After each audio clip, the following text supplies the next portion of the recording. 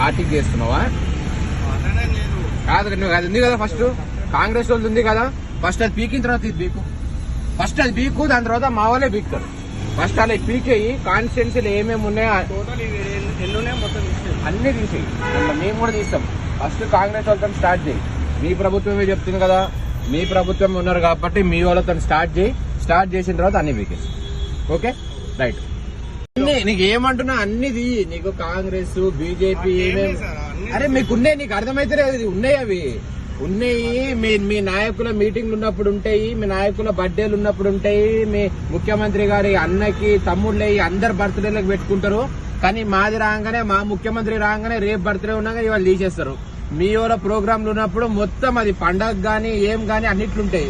కావాలి కేవలం ఇప్పుడు వానలు పడుతున్నాయి, వేరే దాని మీద చేయండి పని. మీరు మీ డిఆర్ఎఫ్ ఉంది, వానలు దాని మీద చేయకుండా ఈ బ్యానర్ల మీద ఎందుకు పడుతున్నారు?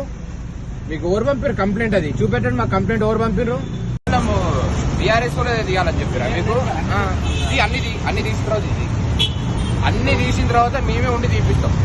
మా ఏది ఉండొద్దు, ప్రతి ఒక్కరు తీసేసి, బస్తీలలో ఉండొద్దు, గల్లీలలో ఉండొద్దు, మెయిన్ రోడ్లలో ఉండొద్దు, అన్ని తీసి మాది కూడా తీస్తాం. ఓకే, మీకు ఇవాళ వానలు పడుతూనే ఉన్నాయి, మీకు అది ఇంపార్టెంటా, ఈ బ్యానర్ ఇప్పుడు ఇంపార్టెంటా? అంటే మొన్న రామకృష్ణ మట్టికి రేవంత్ రెడ్డి గారు వచ్చినప్పుడు చూసి తీయమని చెప్పిండ. ఇది కాదు, మాకు చెప్పాలి కదా, మేము అడుగుతున్నాం.